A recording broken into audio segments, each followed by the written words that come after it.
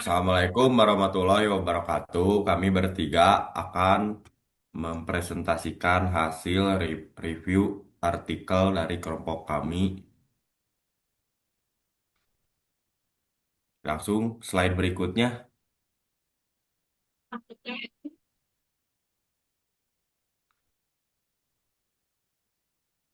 Ya, anggota kelompok kami ada Dapa, Andrean, sama Hasan.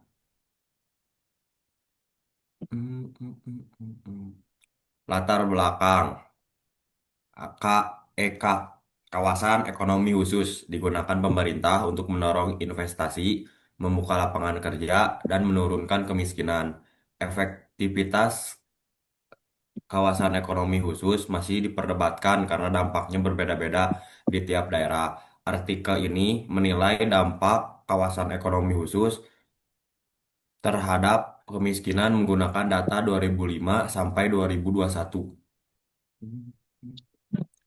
Literatur literatur review artikel ini merujuk pada beberapa landasan teori penting. Aglomerasi, konsentrasi ekonomi meningkatkan efisiensi dan produktivitas.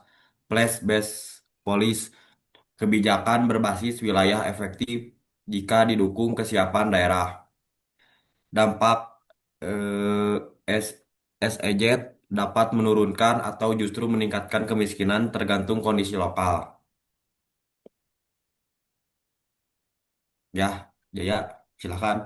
Untuk metode penelitian, kami menggunakan scientific control method, yaitu metode kuantitatif yang membandingkan daerah KEK dengan unit sintetis yang dibangun dari gabungan kabupaten atau kota lain yang memiliki karakteristik serupa sebelum KEK beroperasi, dilengkapi placebo tes dan diferensi.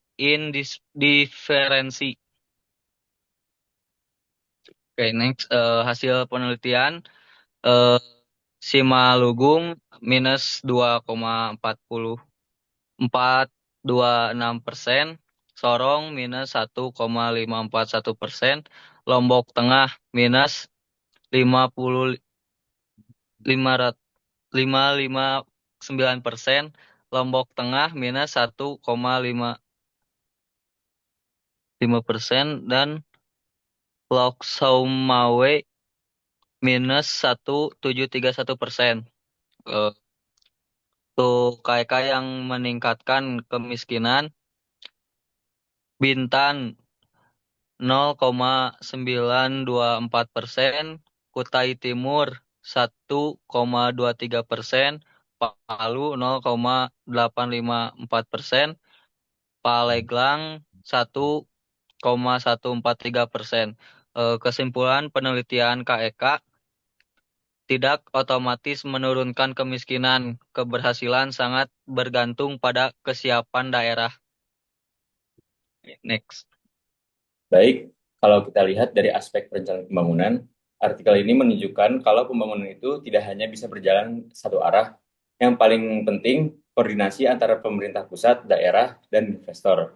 Kalau salah satu berjalan sendiri, dampaknya akan ke implementasi di tepatnya nanti. Selain itu, pembangunan juga tidak hanya soal membangun fisik. SDM lokal harus dipersiapkan dari awal agar masyarakat gak cuma melihat saja, tapi juga ikut merasakan manfaat dari ekonomi itu. Terus juga infrastruktur juga jadi faktor penentu. Investor biasanya tertarik masuk ke wilayah yang akses jalannya jelas.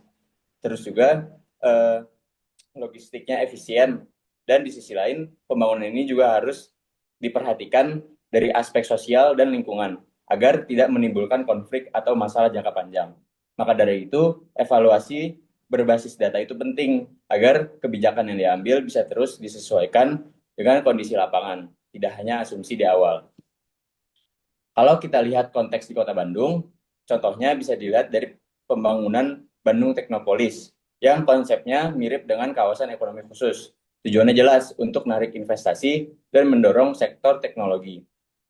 Eh, di lapangan masih banyak tantangan seperti masalah banjir, kesiapan infrastruktur, SDM teknologi yang belum merata, dan juga kenaikan harga lahan yang bisa menekan eh, masyarakat lokal.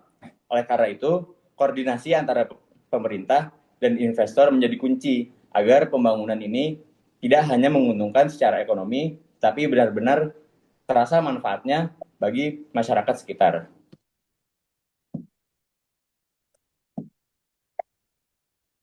Ya, sekian dari kelompok kami. Terima kasih. Wassalamualaikum warahmatullahi wabarakatuh.